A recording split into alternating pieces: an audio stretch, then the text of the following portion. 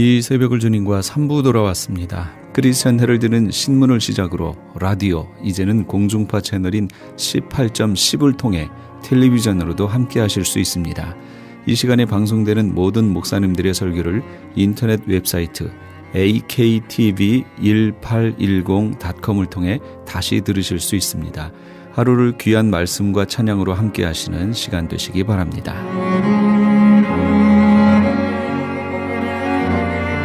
이 시간에는 그라나다 힐 한인교회 백동흠 목사님께서 누가복음 2장 12절의 말씀을 본문으로 이것이 너희에게 표적이니라 라는 제목의 하나님의 말씀 전해주시겠습니다.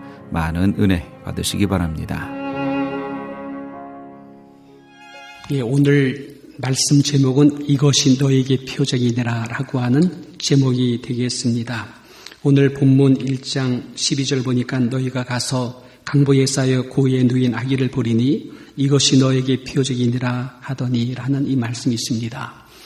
여러분, 우리 한국의 지금 최순실 사건으로 말미암아 여러분 흐름을 잘 보시기 바랍니다. 정말 흐름을 잘 보시게 되면 보이지 않는 하나님의 손길이 있다. 그 안에 하나님의 손길이 있다는 것을 아직은 모릅니다만 미래의 어느 날 발견하게 될 줄 믿습니다. 최순실 사건 비유적인 연류 사건입니다. 이것 때문에 엄청난 촛불 집회가 열렸습니다. 하여튼 깜깜한 밤에 빨간 색깔이 가득 찬 모습을 보여주었습니다. 이 엄청난 촛불로 인해서 마침내 국회의원들이 대통령 탄핵 소추를 하게 되었습니다. 통과됐습니다. 이 일로 인해서 애국 시민들이 지난 토요일 날 엄청난 인파가 그 시청 강화문 일대에 모였습니다. 하얀 물결이지요. 태극기 물결이 출렁거렸습니다. 탄핵, 무효, 하야 반대 소리가 거대한 함성으로 들려오고 있었습니다. 지금은 아직 모릅니다만은 반드시 하나님의 경륜과 섭리가 그 안에 있음을 저는 확신합니다. 왜 그런 줄 아십니까? 몰랐습니다. 근데 한국의 많은 하나님의 성도들이 또 미국에 있는 많은 성도님들이 이 일을 위해서 하나님 앞에 너무나 많이들 기도하고 있다. 하나님이 개입할 수밖에 없어요. 그러므로 여러분 바깥에 볼 때는 그냥 그렇게 흘러가는 것 같아도 그 안에 놀라운 하나님의 경륜과 섭리가 흐르고 있습니다. 미래의 한국 역사는 최순실 사건을 하나의 표적으로 볼 것입니다. 또 한 차례의 민주주의 발전을 위한 증거물, 표적이 될 수 있는 충분한 이유가 그 안에 있을 것이다 라는 것이 저의 확신이 되는 것입니다. 여러분, 표적이라는 것은 하나의 증거물입니다. 하나의 상징적 사건입니다. 왜 이런 일이 일어났느냐라고 할 때 증거물로 보여주는 사건이 표적이다. 이렇게 말씀드릴 수가 있습니다. 우연 같지만 그 안에 필연적 사건이 있는 것, 이것이 하나님의 경륜이다. 말씀을 드릴 수가 있습니다. 비가 오게 되면 도랑물이 흘러넘치죠.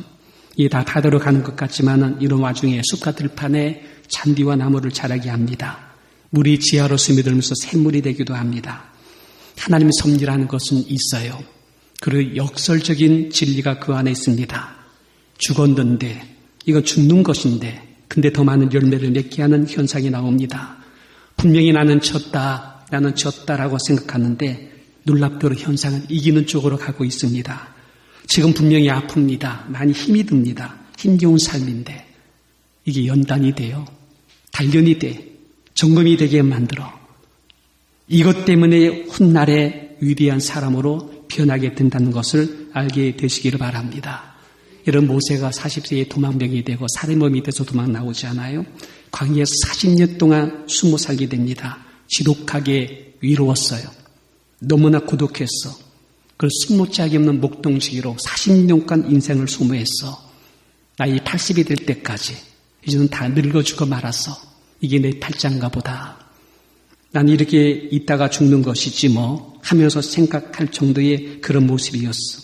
근데 여러분, 한쪽에서 그의 교만이 꺾어져 있더라고요.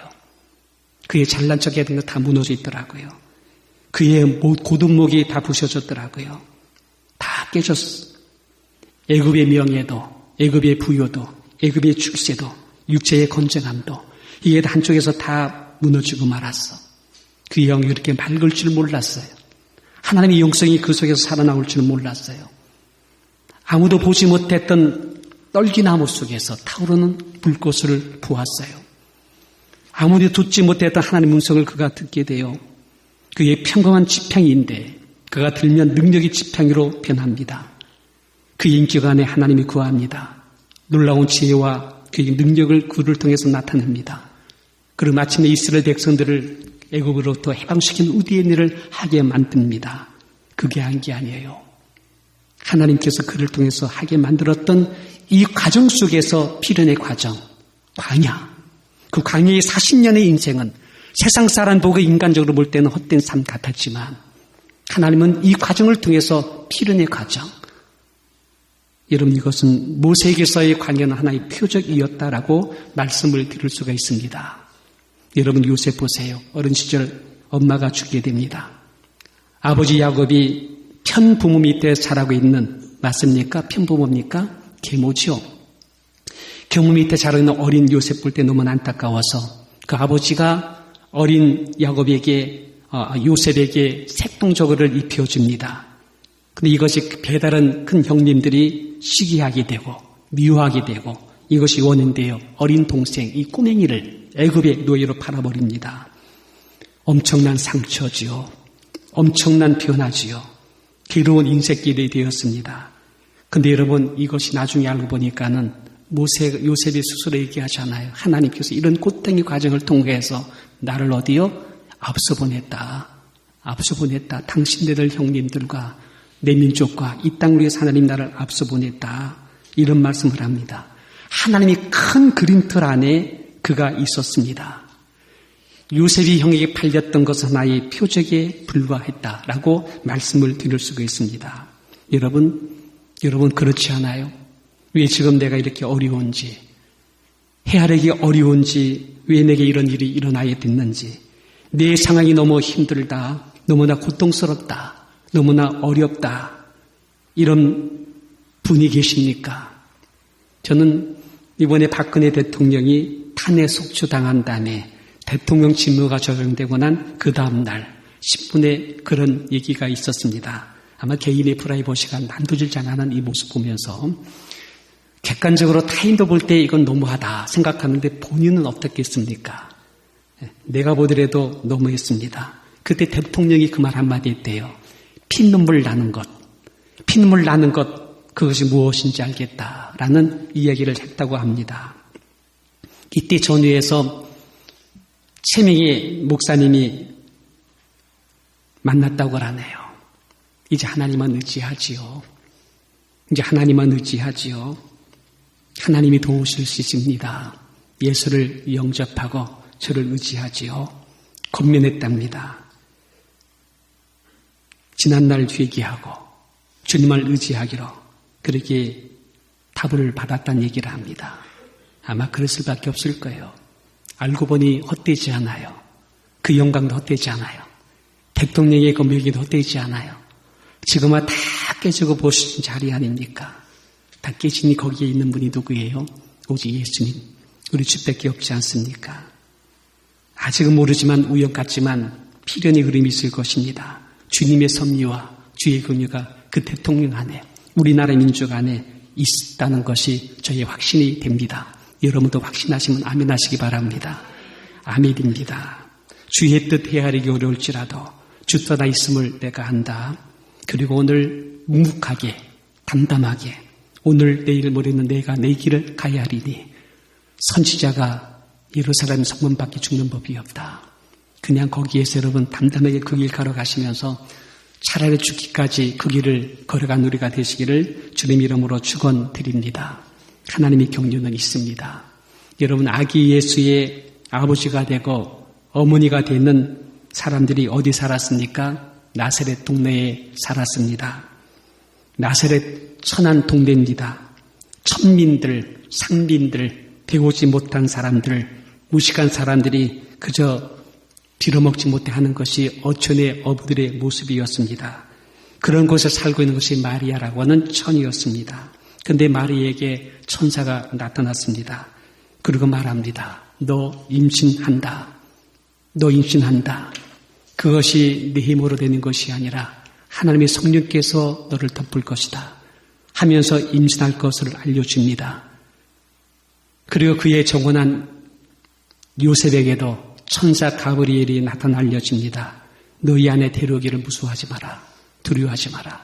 그 임신된 것은 누구로 말미암아? 성령으로 말미암아 된 것이다 라고 알려주었습니다.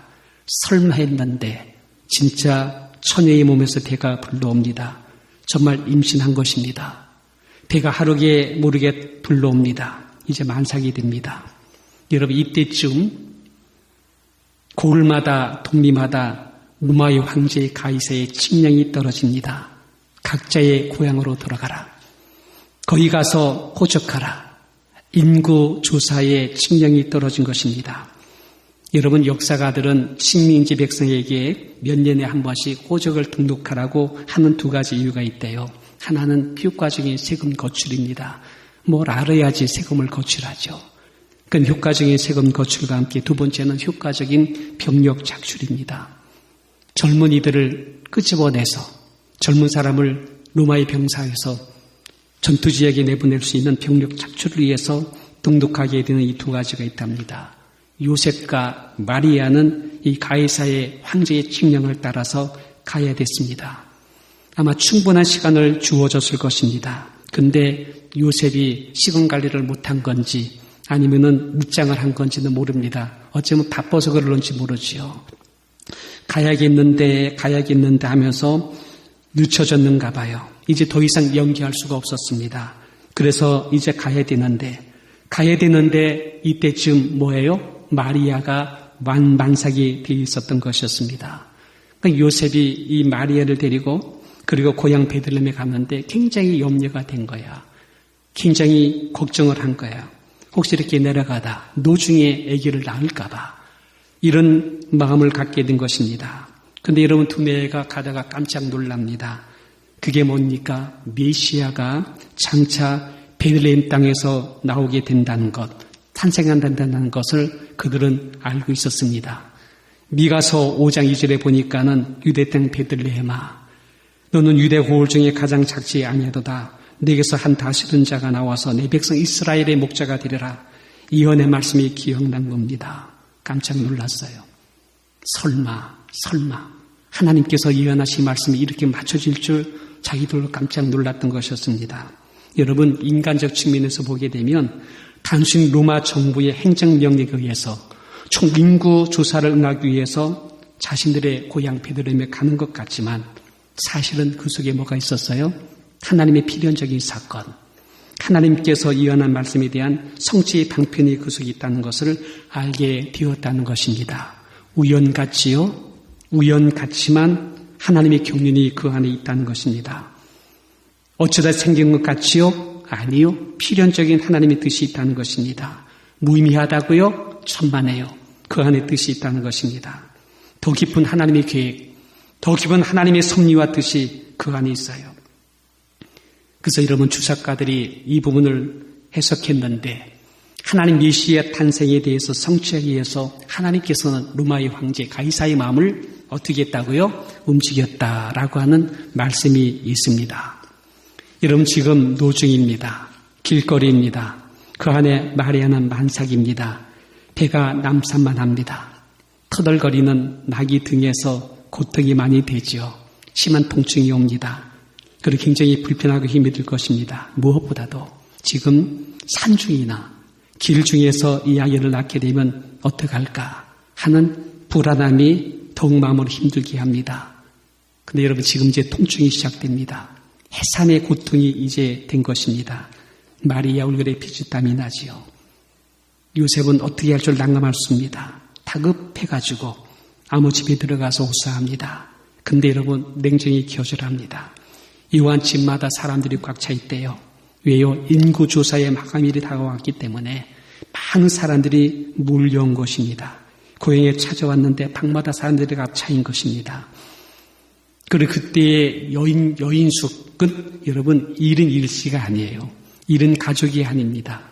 거기는 한 방 안에 여러 사람이 꽉 들어차서 살고 지내기 때문에 이와 간에 그 주인들이 결대가 한 사람을 위해서 방 전체를 빼줄 리가 없습니다.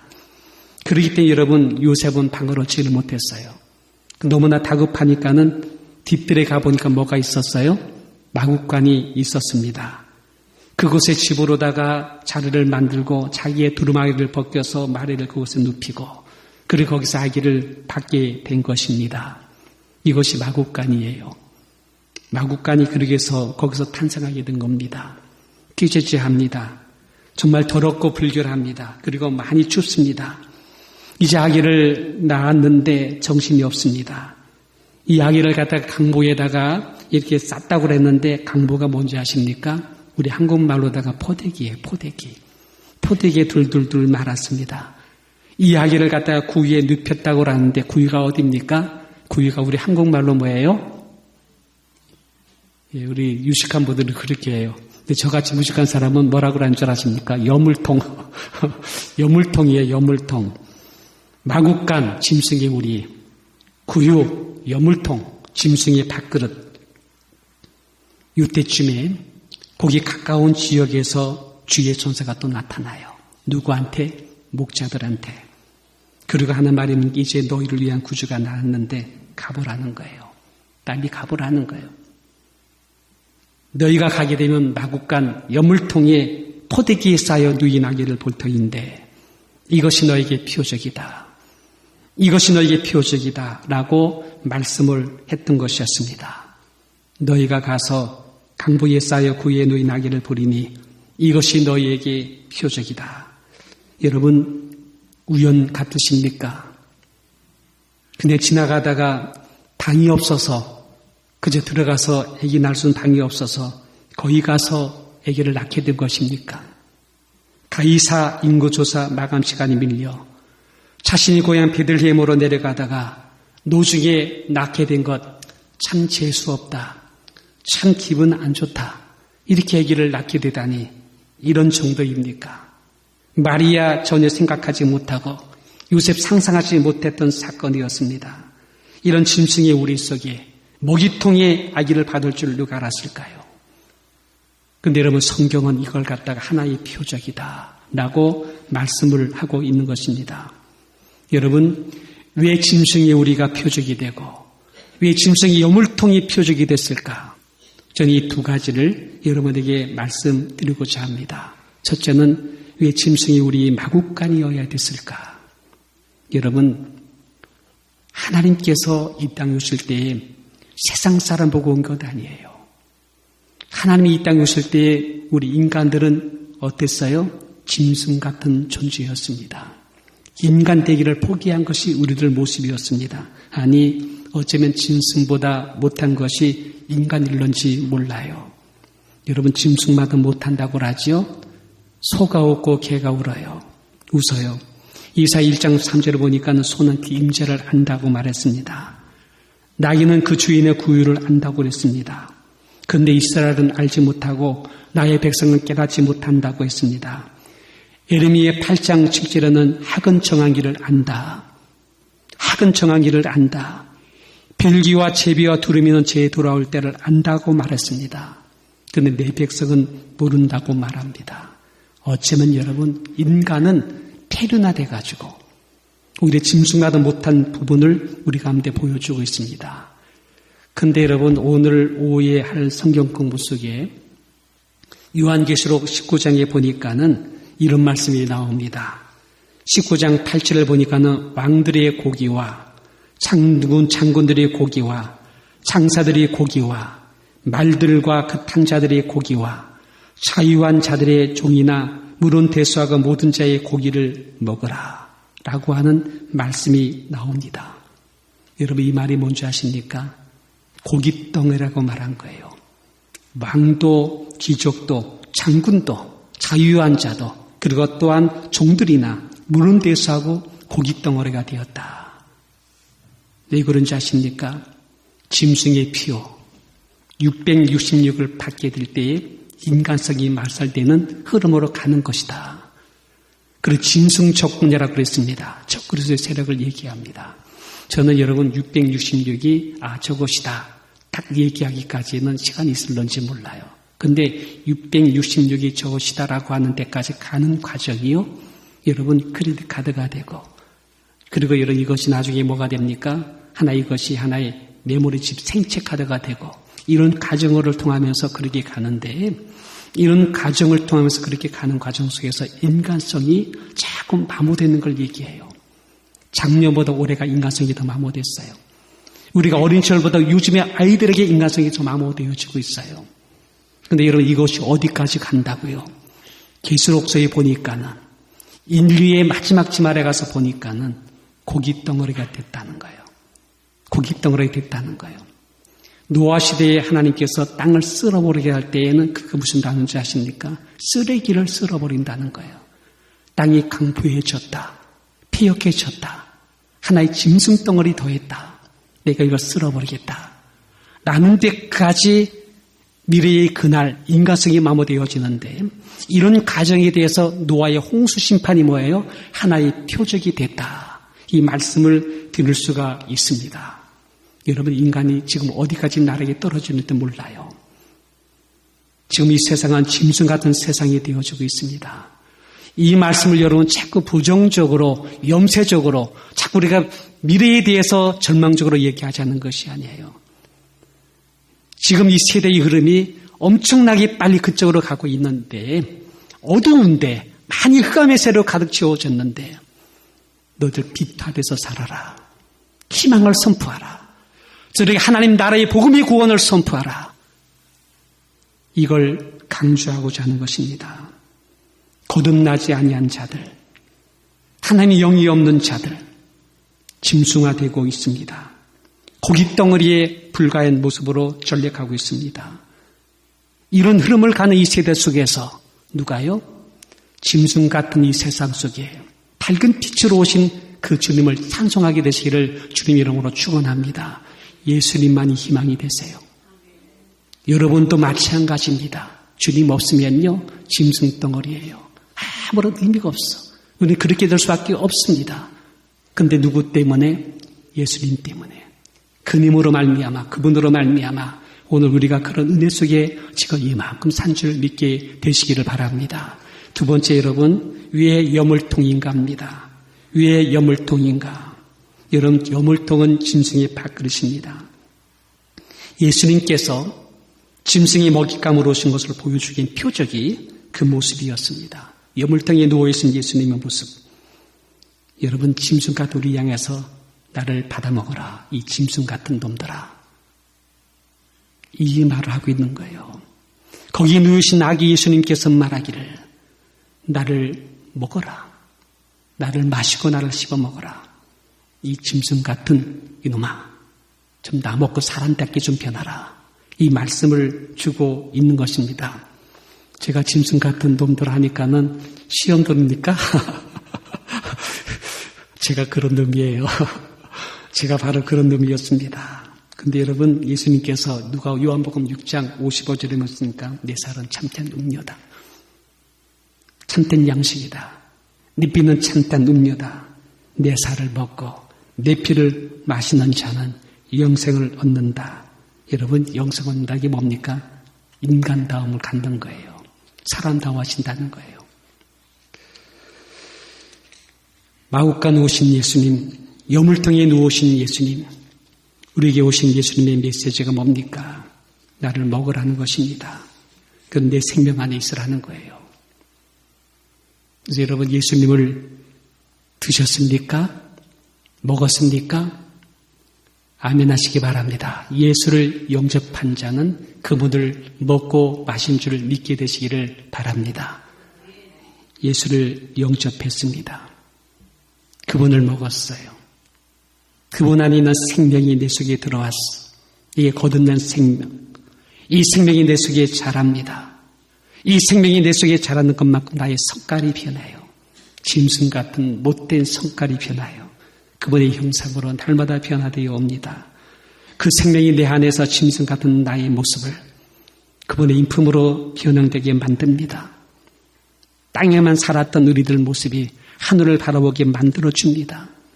탐욕과 이기적 욕망과 정말 시기 질투와 숱한 원만 불평으로 살아가는 우리의 모습인데 그분의 영이 내 속에 들어와서 나를 사람답게 살게 만들고 거룩한 하나님 영상으로 만들어 찬송하게 만들고 감사하게 만들고 오히려 여러 가지 힘들고 어려울지라도 우리가 주 예수 그리스도의 믿음으로 사람답게 헤쳐나가는 놀라운 사람으로 만들고 주의 집에서 충성된 일꾼으로 살게 만들고 사람을 쉽게 무시하고 비판했던 우리들 오히려 나를 낮추면서 남을 섬겨주고 그들을 세워주는 인격으로 변하게 만들고 한 영혼을 외향적인 것 가지고 명품이 나뉘어 보았던 이런 가치관이 떠나주고 한 영혼을 천하 귀한 영으로 우리가 잘 생각하면서 그를 섬겨주고 세워주는 이런 모습을 가게 만드는 거룩한 주의 사람이 되어지게 한 줄 믿게 되시기를 바랍니다.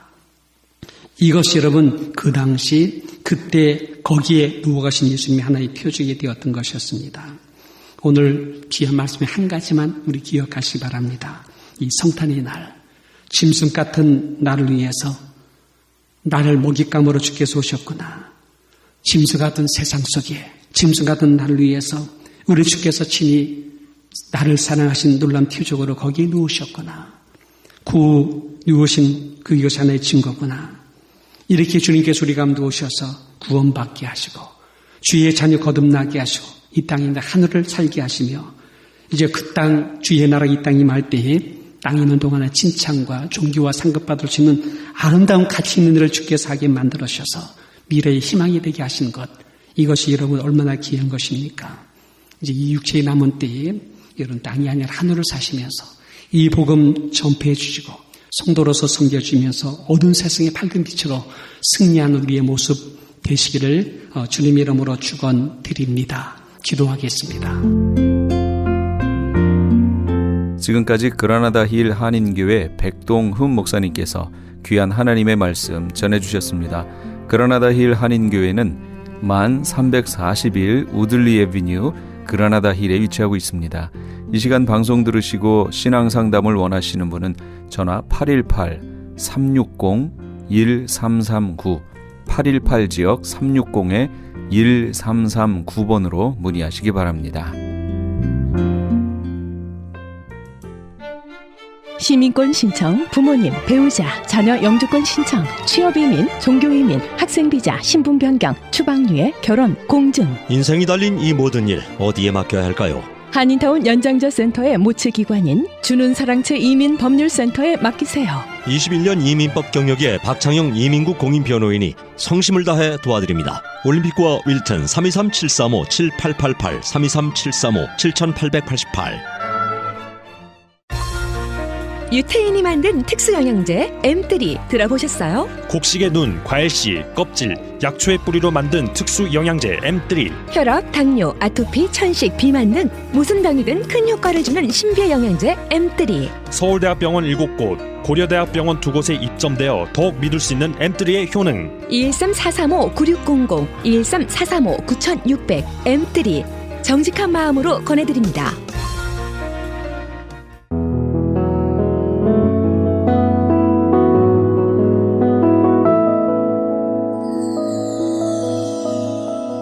지금 여러분께서는 AM 1650과 인터넷을 통해 미 전역과 전 세계로 방송되는 크리스찬 헤럴드의 이 새벽을 주님과 3부 함께하고 계십니다.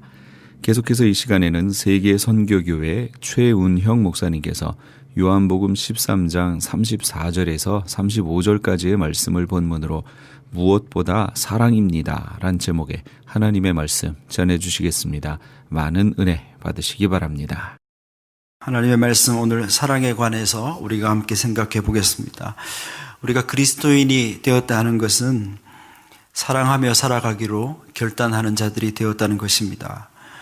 우리가 예수 그리스도를 믿는다 하는 것은 마음과 뜻과 목숨을 다해 하나님을 사랑하고 또 내 이웃을 내 몸같이 사랑하며 살겠다라고 다짐하는 것입니다. 여러분, 이것이 기독교 신앙의 핵심이요 정신입니다. 그런 이유로 우리는 수시로 사랑에 대해 말씀을 나누고 사랑에 대해 배우고 우리가 사랑에 대해 열심히 살고 있는지 점검하고 또 연습해야 합니다. 하나님의 말씀인 성경도 사랑에 대해 참으로 많은 교훈을 우리에게 가르쳐주고 있습니다.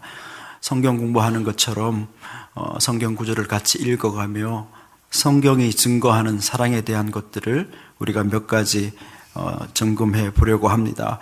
첫 번째로 성경은 사랑은 구원받은 증거다, 그렇게 우리에게 가르칩니다.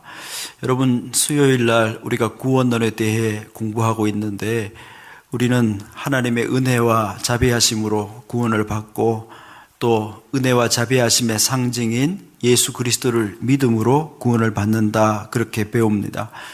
그런데 우리가 구원을 받았다 하는 것을 어떻게 알 수 있습니까? 무엇으로 우리가 구원받았다 하는 것을 증명할 수 있겠습니까? 성경은 사랑의 삶이 구원을 증명한다 말합니다. 요한일서 3장 14절의 말씀을 우리가 한번 같은 목소리로 천천히 읽어보겠습니다. 우리는 형제를 사랑함으로 사망에서 옮겨 생명으로 들어간 줄을 알거니와 사랑하지 아니하는 자는 사망에 머물러 있느니라. 사망에서 생명으로 들어간 것을 어떻게 압니까? 우리가 구원받은 것을 어떻게 압니까? 성경은 형제를 사랑하는 것으로 알게 된다, 그렇게 말합니다. 요한일서 4장 7절 8절의 말씀도 우리가 함께 읽겠습니다. 사랑하는 자들아, 우리가 서로 사랑하자. 사랑은 하나님께 속한 것이니 사랑하는 자마다 하나님으로부터 나서 하나님을 알고 사랑하지 아니하는 자는 하나님을 알지 못하나니 이는 하나님은 사랑이심이라. 이 말씀에서도 하나님을 아는 자는 누구인가? 사랑하는 자마다 하나님을 안다. 자기가 아무리 하나님을 안다고 소리해도 사랑하지 않는 자는 하나님을 알지 못한다라고 성경이 단호하게 가르칩니다. 그렇게 우리가 구원받았다 하는 증거는 사랑하는 것뿐입니다. 우리가 사랑하는 삶을 살아감으로 우리가 하나님의 백성 된 것을 증명할 수 있습니다. 두 번째로 성경은 사랑은 두려움이 없다, 사랑하면 두려움은 사라진다, 그렇게 가르칩니다. 요한일서 4장 18절의 말씀을 우리가 함께 읽겠습니다. 사랑 안에 두려움이 없고 온전한 사랑이 두려움을 내쫓나니 두려움에는 형벌이 있을. 두려워하는 자는 사랑 안에서 온전히 이루지 못하였느니라. 이 말씀에 뭐라고요? 온전한 사랑이 두려움을 어떻게 해요? 내쫓는다, 그렇게 되어 있습니다. 여러분, 사랑이 걱정을 이깁니다. 사랑이 공포를 이기게 되어 있습니다. 사람이 하나님 나라를 사모하면 죽음에 대한 두려움을 극복할 수 있게 되고, 사람이 하나님의 뜻을 사모하게 되면 세상의 그 성공의 가치에 대한 집착이 사라집니다. 사람이 하나님의 인도하심을 사모하게 되면 돈이나 건강이 좀 부족하다고 두려워하거나 겁내지 않습니다. 무엇보다도 사람이 자기를 향한 하나님의 사랑으로 충만하게 되면 그 어떤 것도 구걸하지 않습니다. 하나님의 사랑이 내게 충만하면 누가 나를 덜 사랑해 준다고 억울할 것도 없고 누가 나를 덜 인정해 준다고 섭섭해할 것도 없습니다. 여러분, 무엇이 요즘 두려우십니까? 무엇을 걱정하고 계십니까? 그 말은 여러분이 다시 하나님을 향한 사랑을 회복할 때라 하는 말씀입니다. 그 사랑 안에 거하면 모든 걱정과 두려움은 저절로 내쫓김을 당할 것입니다. 세 번째로, 사랑에는 제한이나 한계가 없음을 성경은 말합니다. 사랑은 저 끝까지 가는 것임을 가르칩니다. 사랑이 다른 이름을 몇 개 가지고 있는데 그 중에 대표적인 이름이 용서라는 이름입니다. 용서는 곧 사랑입니다. 그런데 그 용서에 대한 주님의 가르침은 무엇입니까? 많은 가르침 중에 마태복음 18장 21절과 22절의 가르침이 있습니다. 우리 이 말씀도 함께 소리내어 읽겠습니다. 그때에 베드로가 나와 이르되 주여, 형제가 내게 죄를 범하면 몇 번이나 용서하여 주리이까? 7번까지 하오리이까? 예수께서 이르시되 내게 이르노니 7번뿐 아니라 7번을 70번까지라도 할지니라. 무슨 말입니까? 7번에 70번까지 용서하라 주님이 말씀하셨습니다. 저는 한때 참 용서할 수 없는 사람이 있어서 이 말씀 때문에 갈등한 적이 있습니다. 그래서 그 사람을 490번만 용서하고 그 다음에 무자비하게 복수할 것을 다짐했습니다. 그래서 카운트 해보기 시작했습니다. 놀라운 사실은 제가 무지하게 용서했다고 생각되는데 제가 용서한 건 겨우 3번, 4번 정도에 불과한 것입니다. 그러니 490번 용서하라는 말은 용서의 숫자를 재라는 말이 아니고 용서란 기본적으로 제한이나 한계, 카운트할 것이 아니라는 말입니다. 끝까지 무제한 용서하라고 성경이 가르치는 것입니다. 그런데 저와 여러분, 특별히 저는 또 어떻습니까? 우리가 하는 용서 참 인색합니다. 저와 여러분이 말씀 듣고 용서는 해야겠는데 제 안에 있는 불의함 때문에 어떻게 주로 반응하느냐? 우리가 용서하면서 내내 그 영혼을 긍휼히 여기지 않고 용서하는 척하며 마음으로는 벼룹니다. 두고 보자. 조금만 더 두고 보자. 또 어떤 사람은 그렇게 말합니다. 내가 평생을 내 남편을 용서하고 살았는데 이젠 다 한 것 같습니다. 더 이상 용서 못하겠습니다. 우리는 항상 조건을 달고 벼르고 한계와 제한을 두기를 좋아합니다. 죄송합니다만 성경은 그런 용서를 가르치지 않습니다. 성경은 누군가를 사랑하고 용서하는 일에 제한을 두지 말 것을 가르치며 끝까지 용서하라고 가르칩니다. 왜 성경이 그렇게 용서를 가르칩니까? 하나님의 사랑과 용서가 그러하기 때문입니다.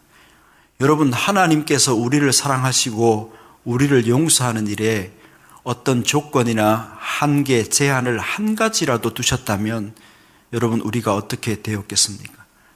저와 여러분 중에 누가 하나님의 거룩하심 앞에 살아남을 것을 장담할 수 있겠습니까?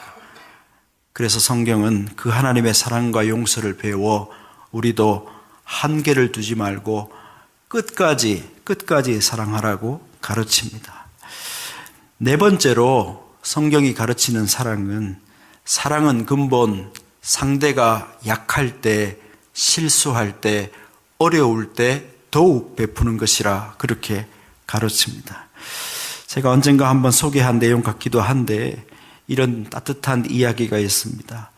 어떤 남편이, 실제로 일어난 일입니다. 어떤 남편이 뒤늦게 운전을 배운 아내에게 새 차를 하나 선물해 주었다고 합니다.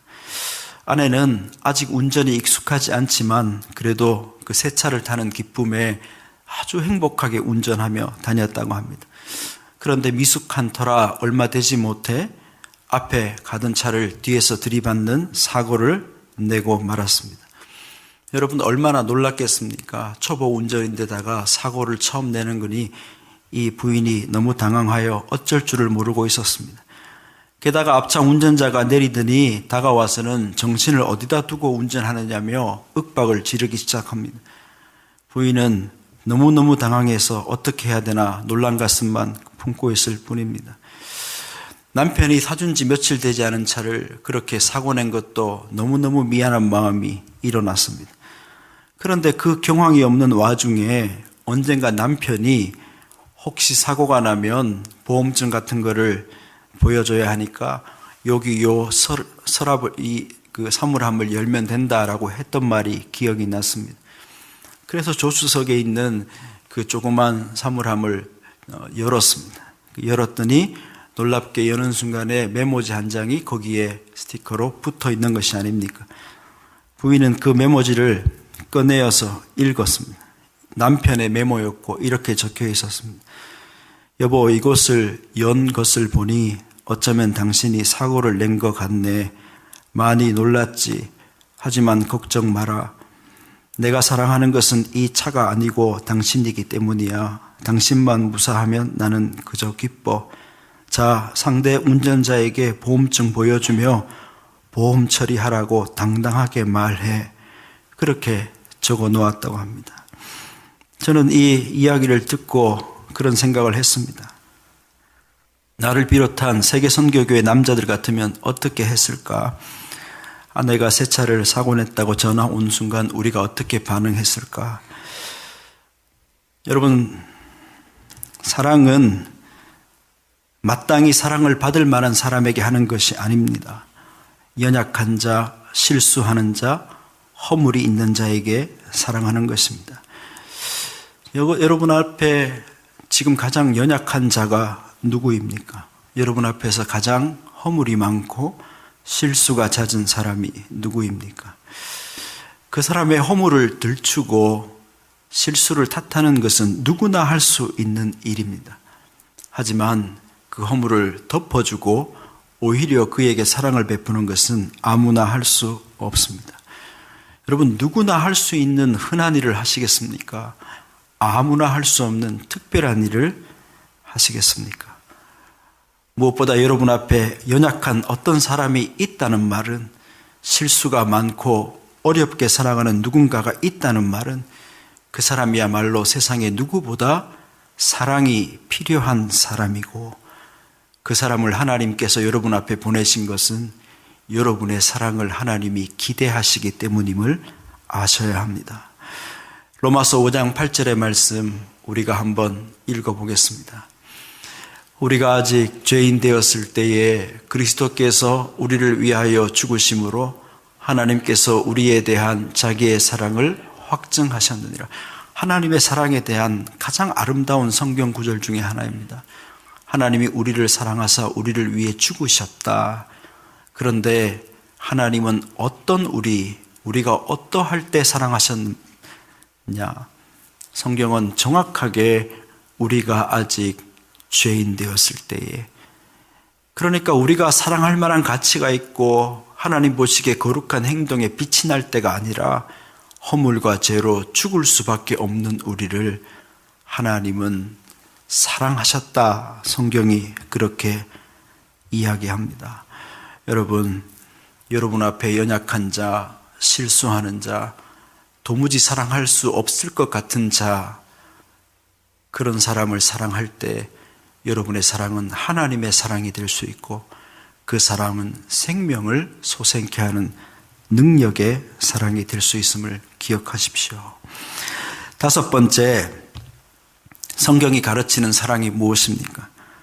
무슨 일을 하든 사랑 안에서 하라고 성경이 가르칩니다.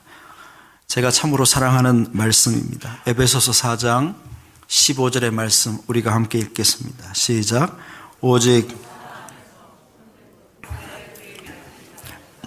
그는 머리니 곧 그리스도라. 저기에 보면 오직 사랑 안에서 참된 것을 하라 그렇게 되어 있는데, 하여 저 말씀 앞에 단어를 하나 넣는다면 말하여 그렇게 됩니다. 오직 사랑 안에서 참된 것을 말하라. 말할 때 참된 것을 말하지 말고 사랑 안에서 말하라 그렇게 가르치는 것입니다. 여러분, 사랑장으로 유명한 고린도전서 13장을 잘 아시죠? 그 고린도전서 13장에 내가 사람의 방언과 천사의 말을 할지라도 사랑이 없으면 소리나는 구리와 울리는 꽹과리가 된다 그렇게 말합니다. 이게 무슨 말이냐 하면, 아무리 옳은 소리, 아무리 유식하고 아무리 유창한 소리라 할지라도 그 안에 사랑이 없으면 시끄러울 뿐이다 하는 그런 이야기입니다. 여러분, 세상이 왜 이렇게 시끄럽습니까? 교회마다 왜 그렇게 시끄러운 소리가 들립니까? 시끄럽다는 데 가보십시오. 틀린 말, 엉터리를 이야기하기 때문에 시끄러운 것이 아닙니다. 시끄러운 곳을 가면 항상 들리는 소리가 옳은 소리, 바른 소리입니다. 내가 옳다, 내가 바르다 하는 그런 소리들입니다. 다만 남을 배려하고 이해하는 사랑의 마음이 없이 그저 옳은 소리, 바른 소리만 터져나오니 시끄러울 뿐입니다. 그래서 시끄럽습니다. 저는 여러분 잘 모르시겠지만 제가 한때는 대표 선수였습니다. 제가 거의 국가대표급 선수였다는 것을 여러분 모르시죠? 어떤 종목이냐 하면 입 바른 소리 하기 국가대표입니다. 제가 입 바른 소리, 특별히 아내 실수 지적하고 함께 일하는 동역자들 잘못을 지적하는 일에 그들에게 바른 소리 하는데 제가 거의 국가대표급 선수였습니다. 아주 위대한 삶을 살았습니다. 그런데 제가 참 놀라운 사실을 그때 참 놀라운 게 뭐냐 하면 제가 정말 아내에게 바른 소리, 옳은 소리를 정말 많이 하거든요. 얼마나 탁월하게 합니까? 지적하고 고치려 들고. 그런데 그런 말을 할 때마다 제 아내는 지금까지 한 번도 고맙습니다. 잘 기억하겠습니다. 고치도록 노력하겠습니다. 라는 대답을 하지 않습니다. 제가 그렇게 바른 소리, 그렇게 옳은 소리를 하는데도 저희 집사람이 제게 하는 반응은 항상 똑같습니다. 그 모든 소리에 항상 똑같이 대답합니다. 너나 잘하세요. 너나 잘하세요. 외람되지만 저도 나이를 조금씩 먹어갈수록 느끼는 것이 하나 있습니다. 사람들은 옳은 소리, 바른 소리에 별로 관심이 없다는 사실입니다. 여러분 주변에 있는 사람들이 옳은 소리를 듣고 싶어 하지 않는다는 것을 아셔야 합니다. 그런 소리는 그들이 학교에서 충분히 들었기 때문입니다. 다 알고 있는 사실입니다. 그래서 여러분 주변의 사람들이 듣고 싶은 말은 바른 소리가 아니고 사랑 안에서 하는 소리입니다. 그들은 따뜻한 말, 다정한 말, 격려하는 말을 듣고 싶어 하는 것을 아셔야 합니다. 여러분이 아무리 옳은 소리를 하고 동네 사람 다 불러 물어볼까 누가 옳은지라고 소리를 쳐도 사랑 없이 하는 그 말은 상대를 죽이는 독약이 될 수 있다는 것을 아셔야 합니다. 반대로 아무리 어눌한 말이라 해도 우리가 사랑이란 그릇에 담아서 전달할 때 그것은 그 사람을 움직이고 변화시킬 수 있다는 것을 아셔야 합니다. 여러분, 제가 하는 한 가지 방법을 소개합니다. 저는 옳은 소리, 바른 소리의 국가대표로 지내다가 이제 은퇴하려고 합니다. 그래서 어떻게 하느냐 하면 그런 소리가 그래도 제가 계속 이렇게 살아 역사합니다. 지적해주고 싶은 마음, 바르게 이렇게 고쳐주고 싶은 마음이 꿈틀댈 때 제가 숨 한 번 쉬고 스스로 묻습니다. 내가 저 사람을 사랑해서 이 말을 하는 것인가? 이 말이 저에게 유익한가? 스스로 묻습니다. 그리고 그렇지 않을 것 같으면 꿀꺽 삼켜버립니다. 삼켜버립니다. 어떻습니까, 여러분? 그렇게 한번 해보십시오. 지적하고 싶고 바른 길로 인도하고 싶을 때 내가 저를 정말 사랑하는가? 이 말이 저에게 정말 유익한가? 한번 점검해 보시면 어떨까 합니다. 6번째, 성경이 가르치는 사랑. 우리는 사랑의 빚을 져야 합니다. 로마서 13장 8절 말씀입니다. 같이 읽겠습니다. 피차 사랑의 빚 외에는 아무에게든지 아무 빚도 지지 말라. 남을 사랑하는 자는 율법을 다 이루었느니라. 사랑의 빚만 지라는 것입니다. 여러분, 돈 빌려 보셨습니까? 누군가에게 돈 빌려 보셨어요? 누군가에게 돈을 빌려야 하고 그에게 빚을 져야 할 때 여러분 어떤 마음이 드시던가요? 미안한 마음, 여러 가지 마음이 있겠지만 돈을 빌려야 하고 빚을 져야 할 때 드는 큰 마음은 부담감입니다. 부담감. 돈 빌려야 되는데 어디서 빌리지? 누구한테 빌리지? 부담감이 일어납니다. 성경이 사랑의 빚을 져라 그렇게 가르치는 것은 우리가 늘 사랑에 대한 부담감을 가지고 살아가라는 뜻입니다. 사랑해야 되는데 이번에는 누구를 사랑하지? 용서해야 되는데 누구를 용서하지? 여러분, 그리스도인이 누구입니까? 그리스도인은 이런 사랑의 빚을 지고 사랑에 대한 부담감을 품고 그저 사랑하지 못해 용서하지 못해 안달인 삶을 살아가는 사람이 그리스도인입니다. 이번 한 주간 여러분 한번 마음에 담아 보십시오. 내가 사랑의 빚을 져야 하는데 누구를 사랑하지? 누구에게 사랑을 베풀지? 그런 마음으로 주변을 한번 보십시오. 놀랍게도 사랑을 베풀 사람이 너무너무 많다는 사실을 알게 될 것입니다. 마지막으로 성경이 가르치는 사랑, 그렇게 우리가 사랑의 부담감을 갖고 구체적으로 누군가를 사랑하며 살아갈 때, 그럴 때 사람들이 우리를 떡 보고는 저들이 예수의 제자구나 라고 알아차린다라고 말합니다. 오늘 읽은 본문의 말씀인데 우리가 한 번 더 읽어보겠습니다. 요한복음 13장 34, 35절입니다.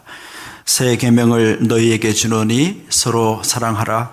내가 너희를 사랑한 것 같이 너희도 서로 사랑하라. 너희가 서로 사랑하면 이로써 모든 사람이 너희가 내 제자인 줄을 알리라. 우리가 구원받은 삶의 증거와 마찬가지로 예수 그리스도를 따르는 제자인 것을 알릴 수 있는 방법은 사랑하며 살아가는 것뿐이라고 성경이 말합니다. 여러분, 흔히 그런 말 많이 합니다. 사랑의 반대말이 무엇인가?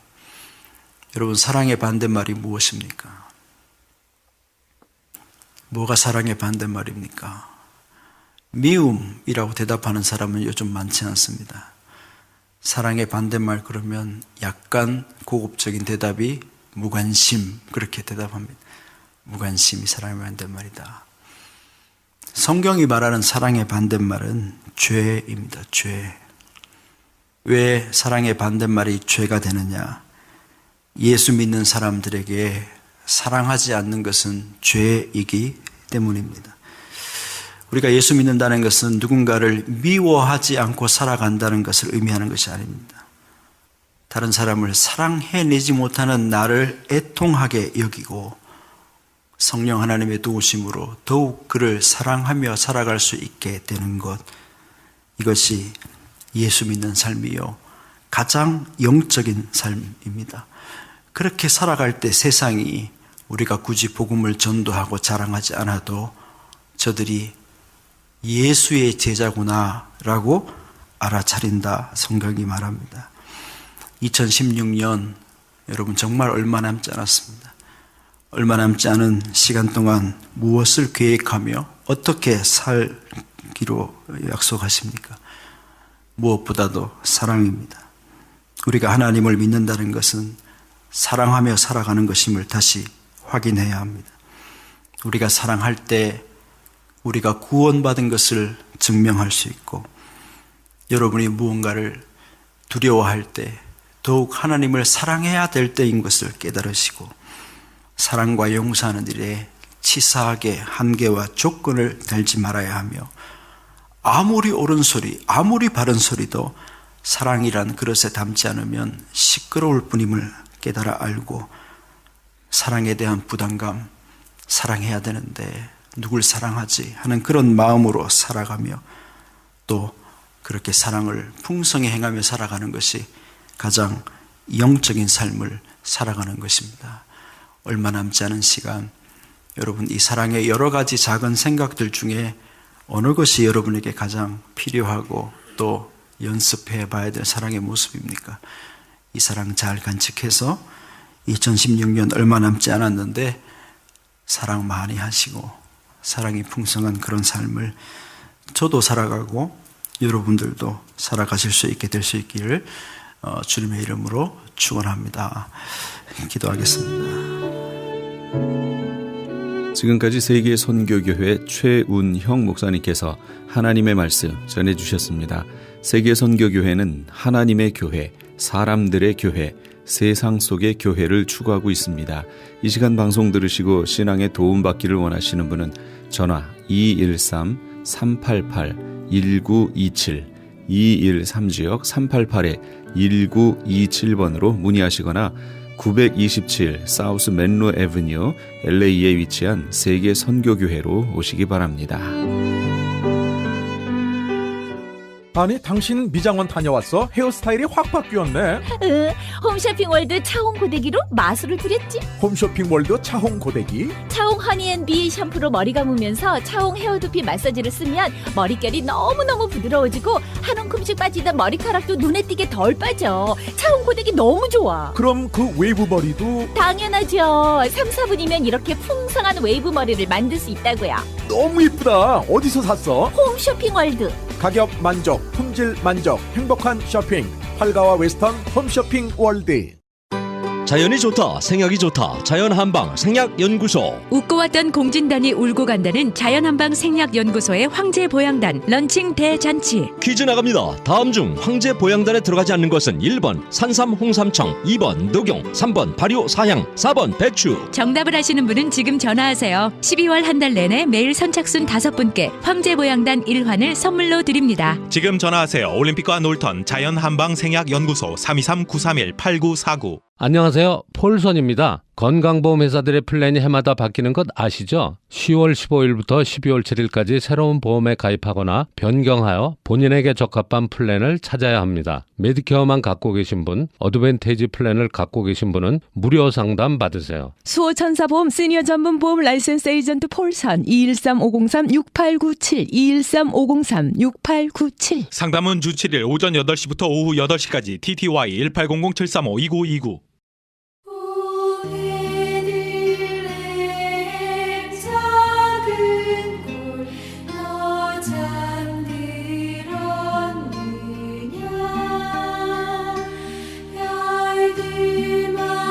우리가 주의 말씀으로 너희에게 이것을 말하노니 주 강림하실 때까지 우리 살아남아 있는 자도 자는 자보다 결단코 앞서지 못하리라.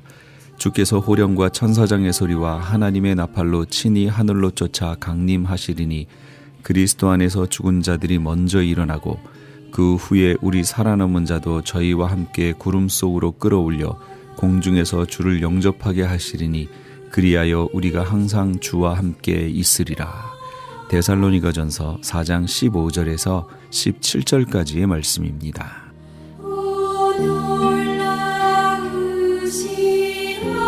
오늘은 크리스마스입니다.